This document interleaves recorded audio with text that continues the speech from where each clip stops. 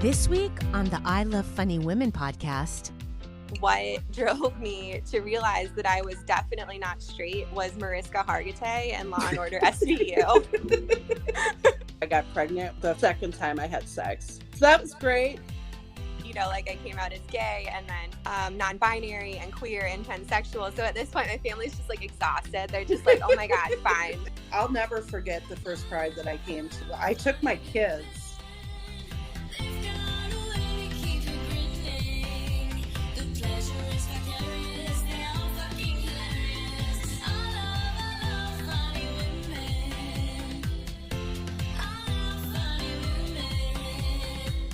Welcome to the I Love Funny Women podcast with your host, Dina Nina.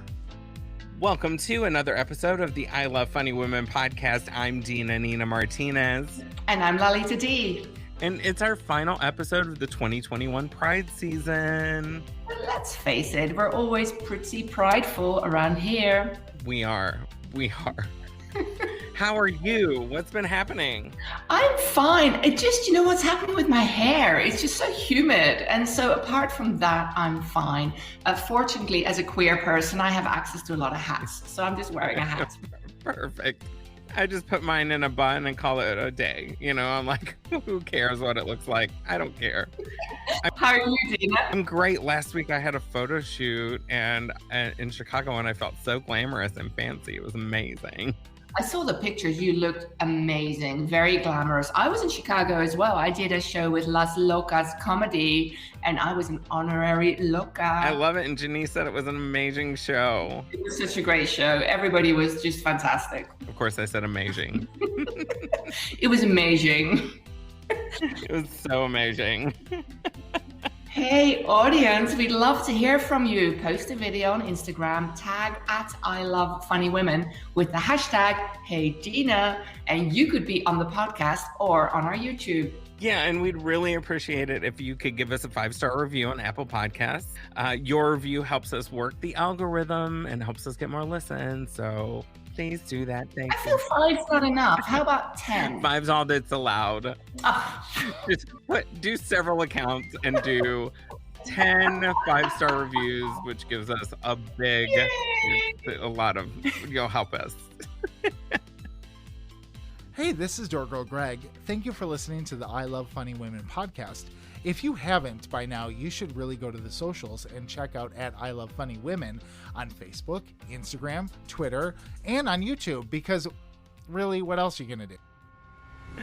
This week in the news, it is hot. It is hot, hot, hot. And here in Madison, it's like humid and gross. Like, gross. There's just no point washing my hair here in Wisconsin. Like, I already look like Miss Frizzle at the best of times, but now it's more Miss Frizzy. Well, it's hot here, but the Pacific Northwest will be facing record highs. Portland, Oregon, that average temperature is 76, hit 114 this weekend. What? I know. And for someone who's fat and has self-diagnosed hyperhidrosis, like, this is not what I'm about. A hyper what now? It means I sweat a lot. Oh, it's the opposite of what Prince Andrew has. Yes. And I would love to be jealous of him, however. Yeah, I don't think you should be jealous of a pedophile, to be honest. And speaking of criminals, on Friday, George Floyd's murderer, Derek Chauvin, was sentenced to 22 and a half years by a court in Minneapolis. And the maximum sentence was 40 years, so he got almost a little bit over half of that.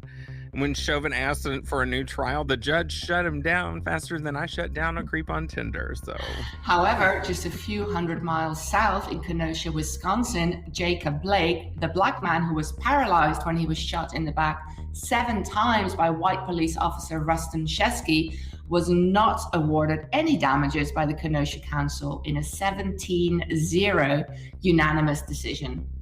Let's talk some more about why we do not need to learn any critical race theory, huh? But shouldn't I know what I need to know about critical race theory? I mean, is it chock full of nuts? Lots of nuts, like Senator Josh Hawley, who said he is concerned that the federal government is promoting radical ideologies that seek to divide rather than unite the American people. No, hang on. He is talking about the KKK.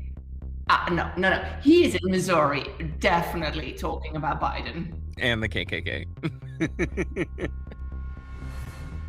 Just after a Republican-led investigation in Michigan rejects the big lie that Trump won and they refuse to host an OAN Arizona recount, the DOJ is stepping in an attempt to hold voter suppression asshats accountable in Georgia.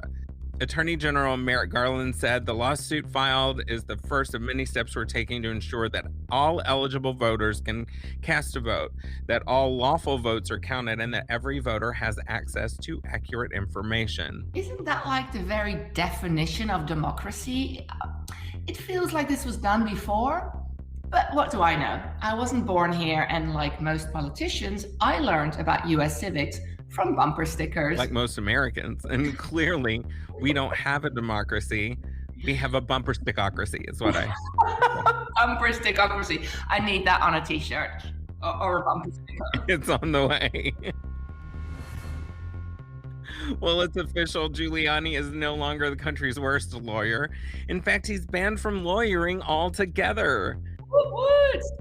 A New York State appellate court found that Giuliani communicated demonstrably false and misleading statements to courts, lawmakers, and the public at large in his capacity as lawyer for the former president, Donald Trump. And in other news, I'm queer. Like, tell us something we don't know, Dina. The sky is blue? Corn is genetically modified?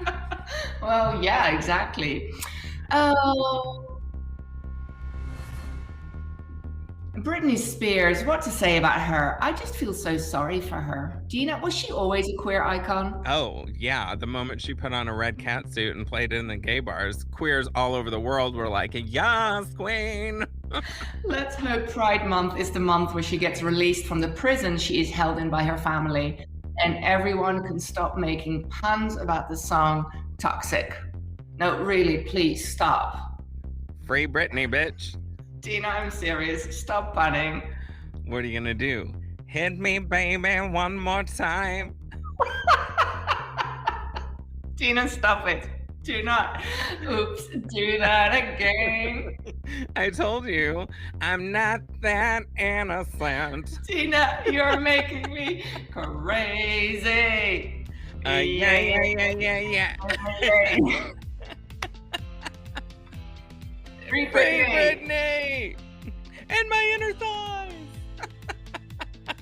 And that is all the time we have for the news today.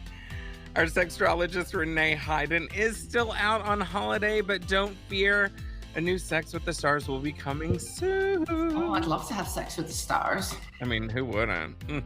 Oh no. Hello, Henry Cavill. I'm Tour Girl Greg, and you're listening to the I Love Funny Women podcast.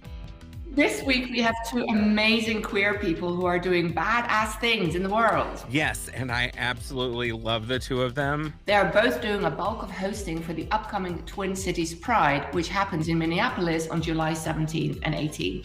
And here is my conversation with comedians Sarah McPeck and Marsden Kelly. I'm excited about this one, though. It was a really long year. It was a long year. So both of you are doing some hosting for the Twin Cities Pride that's coming up in July. Yeah, it's super exciting. We're hosting the main stage both days. So we have some fantastic bands, and we're going to do a comedy show, some burlesque, and I'm super excited that Mars could join us. She came in 2019, and basically everybody fell in love with her in Minnesota. It was the most fun I've ever had. It was so much fun. It's hard not to. Oh my God, you're so sweet. I'm falling in love with all of you. No, it feels like it's been a million years since the last Pride. I can't believe this is actually the next Pride since the last pre-pandemic Pride. Yeah. So I can't wait to get back. I know, how insane is it? It feels like a lifetime ago. It does. So tell me about what's happening. Is it a full-on no holds barred, just like before 2020 kind of Pride, or is it kind of pulled back a little bit? It's a little pulled back. So it's supposed to actually be this past weekend, but they could only get the permits for this weekend in July. So we're doing it July 17th and 18th. The saddest part for me is that there's no parade this year. Oh, And which that is sad. It's sad. But we'll just have to like make up for that energy. Yeah. Well, we're going to kill it, obviously. Obviously. So other than, and then we're not doing we're not bringing Debbie Gibson in or Taylor Dane or one of those people. Or any of the regular 80s stars ABC, come 90s. come Pride Circuit people. Or fireworks. So me and Marsden are just going to have to be the fireworks this year, I figure. Absolutely. Now that we don't have the big 80s draw, we just have to be the 80s draw. You know? Right. I love it. Well, you've got, Marsden, you have this whole like Rebel Without a Cause thing going on, and it's so hot. Oh my God, thank you. That's like very my vibe. I'm a rebel who will find a cause in Yes. this situation. Feel very seen right now. I'm living for it. Like, it's so on point is the word that I'm looking for. Like, I'm feeling very proud just looking at you. Like, oh, that's like what I want to give to people. Just like more pride from my face to theirs. yes. You know? And Sarah has this like 60s pinup girl kind of vibe going on today. So this is a really fun little. You guys are killing the duo. You're killing the looks. Fun. I mean, what can we say? Killing the looks dead. Wait till you see our main stage looks. They are low-key coordinated and show-stopping. Yeah. I really Bring wish it that on. you could come. That would I be know. so amazing. I wish I could too. So I know you, Sarah, because Ian Harvey introduced us on the socials and was like, you guys are so close, you need to know each other. Yeah. And I just love your energy. I love yours. I love Ian. He is amazing. I'm so glad that we got connected that way. And agreed. Yeah. I've been really happy to get to write for you. I love everything you do. I think you're amazing at branding. Tell me more. When I get money, I want to take you on. You can brand me from top to bottom. That'd be amazing. That sounded sounds like I thought very hot. Very trying to do that, but this sounded like very L Word, the original series, except for without the transphobia, you know? Right. Except for that. Yeah. About to get out the whiteboard. Just Totally. And Marsden, I met you because you did Lady Loves Comedy Festival. That's actually where I met Sarah too. Really? Yeah, you obviously don't remember that I was there. I can understand why. I remember you being there. Oh, her finery. No. I remember you being there. I mean, like, there's a picture of us together. The thing is, I don't ever remember when things are like, whether it was like 4 years ago or like who was at what festival. No, I get that. I love you. It's okay no, like Marsden I was there. That's that was your takeaway. That's where I met her. That like I've already met you. Like you, right. I met you and we performed together way before I met Marsden. Yeah. Because so we're back. We're tight. Right? We're like my inner thighs. We're so close. Yes. Shaping like in a loving. Yes. Yes. We chafe each other for sure. No, I'm just kidding. We don't. There's only like I just really have enjoyed working with you, both of you. And oh my gosh, Sam. Can you tell me kind of how you started comedy? Let's start with Marsden. Yeah, so I started stand-up, I guess like 8 or 9 years ago at this point. And I started when I dropped out of law school and was just like, this isn't for me. I'm going to do what I've always wanted to do, which is stand up. And I did it for a year before going back to law school because, you can only exist so long being paid on beer. Totally. When I got back to North Carolina, I wanted to keep performing, but they had just passed Amendment 1, which made it legal to discriminate against gay people and any LGBTQ people. And like you could legally fire someone for being gay. And so in order to keep performing, I actually, and to be honest about my life experience, I started performing in faux drag as Lady Haha. Complete with Lady Gaga song parodies, and kind of just started taking over the underground gay club scene with comedy in North Carolina. I was in a lot of drag shows, burlesque shows, and that's kind of how I found my footing. So after I graduated, went to Chicago, got involved with Second City, produced 2 shows at the Laugh Factory, did a 1-hour stand-up special called Glitter Bomb. And ultimately, like right before the pandemic, I was directing a show in Second City's Blackout Cabaret, which was doing really well. So I've just kind of, kept that momentum going. Yeah. I love it. So you're in Chicago still? I am right now. I've been a bit of a nomad the last few months. I've been all over the place. And right now I'm in DC. Awesome. Look at you travel. Got to see the country, when it's right? all shut down and weird. It's important. Totally. Shut down like my muffin shop, like my coochie closed before the pandemic. Anyway, so Sarah, how did you get involved in comedy? Well, I dealt blackjack for almost a decade, craps, poker, roulette, and you really had to be fairly entertaining in that world. Fair. And it was really fun. And I had always loved comedy, and I had always like envisioned myself on stage, but like I never was quite sure what that was. Like I knew it wasn't a singer, I knew it wasn't an actress, but I knew like I was like destined to be on the stage. And I kind of had leaned into being a blackjack dealer for a long time. I was married, I had kids, I had to make the bacon. And I just finally looked around the casino one night and I was like, everyone was just miserable and hating themselves. And I'm like, what am I doing with my life? Like, this is not, I was making great money. All I had to do was look pretty in a suit and boss people around. I mean, in some regards, it wasn't bad, but yeah. So then I quit. I got a job waitressing at a sports bar, and I started taking classes at the Brave New Workshop, and I went through their entire performance track. And then I started performing improv, and then I started doing stand-up for Acme's Funniest Person, like with the day job contest. Yeah. And I just kept moving. Since then, I haven't quit. I love it. That's so awesome. Yes. Like I love knowing.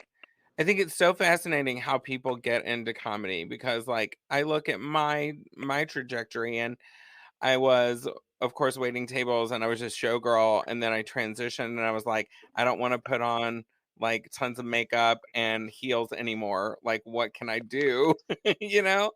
And yeah, it was just one of those like things. And so I was like, well, I guess comedy's it, That's where the money is. Yeah, it is for sure. Right. Yep. That's why I left law, Right. The big bucks. So anyone can have money. Right. We don't need no stinking money. No. I don't want to participate in capitalism at all. Strangers' laughs are worth $1 million. Right. They feed my soul. Yes. So I would love, since this is one of our Pride episodes, like I would love to talk about how we realized who we were. Like what Yeah, like and I know there were stages, but I kind of want to know how you got comfortable enough to come out, especially like North Carolina. Like I grew up in Texas, I had to move to California before I got to the point where I was like, I'm me, Mm-hmm. But tell me about your journeys into queerness, into being who you are and being comfortable with that. Sarah, do you want to go first? Sure. So I think I like always knew that I was gay, but I wasn't really sure what to do with it. And I always had these like super intense friendships you know, and like where you don't really know why you're like so pissed off that, you know, she couldn't hang out with you that night or something like that. But I don't know. So in college, this is totally fell in love with my college roommate, you know, and had that super intense friendship and closeness. And I was like, I actually like, I'll do just a little bit, but this is like actually true. So with this girl who she knows all of this and we're still best friends and it's awesome. And I like knew that I loved her, but I had no idea like how to articulate it or what to say. And I was just like, all I could think about was her. And so every morning when she would go to the bathroom before she'd come back so we could get ready in the mirror together, I would queue up this is so embarrassing. It's so true though. I would queue up REO Speedwagon CD. I can't fight this feeling any longer. Oh my God, it was like a code. She had musical subtext. Like it was just musical subtext, yes. So I'd wait, and then like when I would like hear her coming, I would just like casually press play like at the beginning of the song. And you just looked at her. I can't fight this feeling anymore. Like So this went on for probably like 4 days. And like while we're getting ready and the song's playing, like my heart is like beating out of my chest, you know. And finally this is so true. Finally, like one day, like we're getting ready and we're singing along, you know, and she looks at me and she's like, how come you're so into REO these days? But like, I don't know if that was her way of being like, okay, girl, like calm down. I see what's happening here. Or if she was truly just like, what happened to, you know, I can't think of a good 90s reference right now. SWV. Yeah, right. I saw in concert a couple This times. REO feels so retro. I'm not understanding the vibe. I mean, I was pretty cool for my time. So, you know, I of course played college sports. I was on the college volleyball team, you know, had that super like strong female tight energy all the time around me. I had a boyfriend in college who I also was like super in love with, who I ended up marrying and having kids with because I got pregnant the second time I had sex. So that was great. And then I kind of thought, well, this is the commitment I've made. I got to stick out my commitment. And then when I was about 29, I started fooling around with a lot of married women. So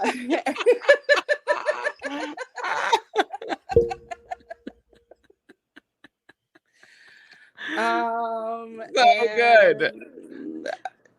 You know how that goes. And then I was like, then I had my first like real girlfriend. Like we both left our husbands for each other. We both worked together. It was a goddamn nightmare. I moved my. I can't see. I couldn't have seen that coming. I wanted it to have a happy ending. Our husbands actually moved us into her house. Oh. And then that lasted like, let's just say, not long. And after that, my heart was crushed. I'm like, I got to get out of this I was in a small rural farming like community. I'm like, I got to get back home. I got to get to Minneapolis and just do me. Like, obviously I'm gay. Like, I'm like, there's absolutely no going back now. Yeah.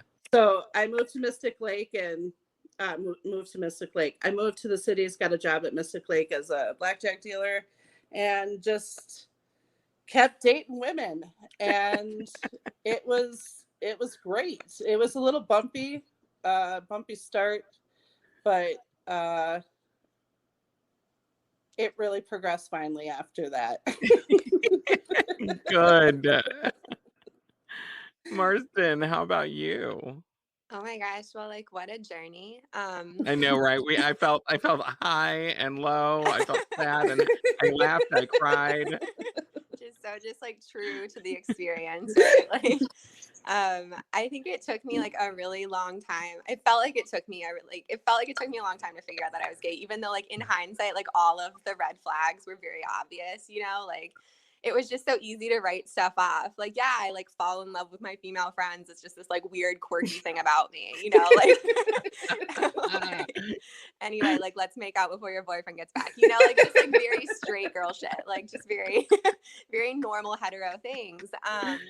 That took me a while to parse through, but ultimately what drove me to realize that I was definitely not straight was Mariska Hargitay and Law and Order SVU. Like, yes. It's not even a joke. Like, I'm 100% serious. Like, I watched every single episode that she was in, and I like studied it. I like studied my reactions. I was like, you know, this is how I'm gonna figure it out, because like I just feel something for her that I cannot explain. Like, I feel something for her that like I don't think a straight person would feel. And so I was like watching just like hundreds of these episodes, and like I was like imagining storylines, you know, where like I'm suddenly in Law and Order SVU, and like I'm her love interest, and you know, I'm like trying to get her to take time for herself, and like, you know, like it's not important. Anyway, I went to therapy, and I bring my Law and Order like box set to therapy, and I'm like, look, like I think I might be gay. And here's why. It's because I want to passionately love Mariska Hargitay. And the therapist, it was kind of a bummer because the therapist was actually like, you know, you're not gay, you're not bi. You probably just need like more love from your mother than you got as a child, and like this is actually really solving the problem. Like, I can send you to this place that will like really help you cure this deficit and like fix you. And like, you know, I think it could that moment could have been traumatic for me, but like being like the rebel without a cause that I am, like in that moment I was like, you know what, you're wrong. Like I came here unsure, but like when you told me that I'm not gay, like I knew 100% driving away from her office that I'm like very, very, very not straight. And so like in a way, like I got my certainty in one visit. Like I just needed someone to tell me to my face that I wasn't, and then I was like, freaking watch me. Just watch how gay I'm about to get. Okay. You're like, I wish it would have been my mom. Then I would have gotten really gay. Like, it's just so funny. Like you look back and it's like, oh yeah, I guess I did like write a newspaper article about how this girl I was friends with was like a hero and how I was obsessed with her. But like no red flags at the time. Just a Tuesday. How are your families? My family's doing really well. Everybody made it through the pandemic. No, I meant like, how are your family? I mean, I love that. I'm glad they're well. I was just rolling. How's your mom and them? Like, I feel like my Texas just came out, but I mean, how were your families with coming out? When you came out, how were your families? How did your families deal with it? Back to what we were talking about.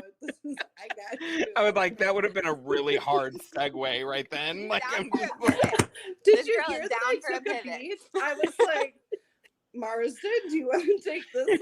I'm like, sure, I guess I'll go. My mom's great. All right, I'll get it together now. All right. Okay. So good. No, she's fine. She just did a hot dish, brought it over. We had some breakfast burritos this morning. It was great. Does she know? Does she know that you're gay? She has figured it out. I actually have a really funny story about that. But yeah, my family, super chill. My parents are like kind of old hippies. Everyone in my family is kind of like blue collar Democrats. You know, really good salt of the earth people. I basically like went down I literally got my address book because I didn't want to hear about it, that somebody had to hear it from so-and-so and they didn't hear it from me. So I was like, hey, Aunt Debbie, just want to let you know I'm gay. I'm getting divorced. I'm moving to the cities. You're up to speed. Next. And the hardest part for my family is we are very traditionally like Minnesotan, and if you know anything about that, it's a lot of like we're Finnish. Finnish people are very quiet, very reserved. There's not a lot of like direct communication. You know, if there's a difficult subject, like somebody relays it to the other person, so there's not a awkward moment usually. So I think just having like the language was a little tough for my family, but they were super supportive. Like everybody was like, oh, their first question was like, oh, well, are you happy? And I was like, yeah. And they're like, great. When are the bikes playing? That was about it. So I can see it at the holidays. So I hear you're a muff muncher now. Do you want some of this puppy chow? You're really not far off, to be honest. That was so good. Yeah. I want that as my hometown. Totally. I'll make it for you. I'll make it professionally. So yeah, and I had kids at the time. So I'll just collect ourselves. Let's get serious here. I'm like, I can't. This is so good, you guys.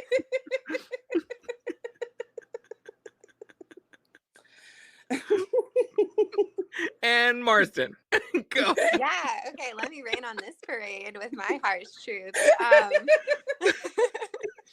My family, I wouldn't say that they took it well. I think, like my dad said that he'd rather have a dead daughter than a gay daughter, which my mom now insists was a hilarious joke. So, family dynamics are complicated. But yeah, so yeah, I pretty much stopped living at home when I was a teenager. And like since then, it's been a little bit better. I've come out like so many times since then. Like I came out as gay and then non-binary and queer and pansexual. So at this point, my family's just like exhausted. They're just like, oh my God, fine, just like exist, I guess. We're gonna have our reservations and maybe keep you at an arm's length, but like just do you because we're tired. Like we don't know these words. Like what are they then pronouns? Like I don't understand. They is the multiple. Why am I? Oh, I know. So many questions and yeah. It's not how you use that word. And I'm like, it is. It's such a process, and families are so complicated, and I think the sooner you can kind of give yourself the love that you need and not take their reactions as any sort of reflection of like your worth or your validity as a queer person, I think the better. So if there's anyone out there who's struggling with a lack of acceptance from their families, like send me a DM and I'll happily talk through it with you. Same. Awesome. Yeah, same. Both of us. If for some reason you're like I'm trans or I'm queer and I don't know what to do, call me, message me, hit me up. Me too. I'll be the parent. I'll be the parent that like affirmed you that I never had until much later in life. Absolutely, like that affirming presence is it's like life changing. Like once you find one person. For me, it was like my friend Mary when I came out. Like I just needed one person to be like, hey, that's cool. That's okay. Like, tell people that's like, I've got your back, like sometimes you just need one person, especially when you've grown up in a rural area like Texas or, like you don't see gay people, you don't see queer people, you don't see trans people. And it doesn't feel like a real option to you. At least it didn't to me. Like I thought I had to be a man to be gay. Like that's a real thing that I thought in my head. And so just having one person to be like, no, what you're feeling is real and it's valid and you can live that life is so huge. Yes. I don't know what that was. Sorry. I feel like I just got like extra raspy in this whole time. That was cute, Dina. Thanks. I love some vocal fry. I think it's so hot. I mean, yeah, you're welcome. Oh my God. Wow. I'll be right back. This is when I call like a customer service line and they're like, thank you, sir. And I'm like, excuse me, first of all. I think you mistook me. My sultry. It's not sir, it's pack-a-day smoker for several years. You know, like just hello, pack-a-day smoker. Like, let's just say that. I would kill for that. Like, I think that, like, I would kill you for that. No. Like, put me out of my misery, please. I'm just kidding. So, what do you hope for Pride? Not only just this year for Pride, what do you hope to see happen in the LGBT community surrounding Pride? It's such a big question. I know I'm good at big questions that probably have no answer. I think I just want everyone to feel loved. I want everyone to feel loved and included, and I want everyone to feel like there's space for them. And like, I want it to be like a space where you feel held, you know, like I really want it to feel like I don't have to fight to like make space for myself in this community. I don't want to like have to fight to be seen. Like there's just already that space here. Like I can walk in and feel included and feel accepted and know that like, even if you haven't come out, that there's people out here who have your back, you know, that there's like a growing majority of people who exist and would back you, and you know, and I just think that sort of visibility and that sort of support is so necessary. So like the more we can move away from like divisions and just really focus on this like loving inclusion and loving support, like, you know, unconditional love that so many of us haven't received. Like here's a place for us to do that, to love unconditionally and be loved unconditionally. And that's really what I want to foster and nourish and see in the world. Amazing. Sarah? Well, Mars really hit the nail on the head on all of that. I guess I hope Pride. You're like, I was gonna say more vodka, but well, right. More Bacardi sponsorships. Yes. Any sponsorships right now? Like, right. Come on. Absolutely. I mean, I've been having to dig deep this year, Mm-hmm. and I do mean deep. I just, you know, I hope Pride just keeps to continue to grow bigger and bigger, and connecting those other like ripples out into other communities, and, you know, inspiring. I'll never forget the first Pride that I came to. I took my kids. First of all, like 2 days after my husband had passed away, actually. So it was like this really emotional, like a very difficult thing. And, you know, I didn't know if I should bring them there. And I asked my dad, I'm like, do you think that I should bring the kids to Pride? Because I really want to experience it. And I think it'd be really happy right now. And, yeah, I did. And it was really great. But I like pretty much like was the first time in my life that I felt I was exactly where I needed to be. It was like I could breathe. And I just love Pride. That's why I just like I always try to make Pride as fun as it can be, and just keep making it more inclusive. And I just hope we can hug more and stop calling each other out for minor infractions more. You know what I'm saying? Right. Yeah, I do. Let's connect. Tell us where people can find you on the social media real quickly, and then we are going to say goodbye after that. Yeah, you can follow me on Instagram at Love Mars and on TikTok at Mars Kenley, Kenley. Awesome. Find me on Facebook, Sarah McPeck, Instagram, Sarah McPeck. There's only one Sarah McPeck. We're going to have a great Pride. I'm so excited. Mars is coming, and it's going to be mind-blowing. Awesome. Yes. That's what I'm promising people. Mind's blown all over the place. Yeah. Happy Pride. And that is all the time we have for this week. Thank you for listening to the I Love Funny Women podcast. You can find us on all the social media at I Love Funny Women and YouTube as well. And this podcast was written by me. And me. And you can find me on all the socials at Dina Nina Martinez. And I'm at Lalita Dee Comedy, Lalita DEE Comedy. Find our guest Sarah McPeck on Instagram at Love Sarah McPeck. And find Marsden Kelly on Instagram at Love Mars. Find Dora Gold Greg on Instagram at GG Potter. You know, I met Greg the other day in real person.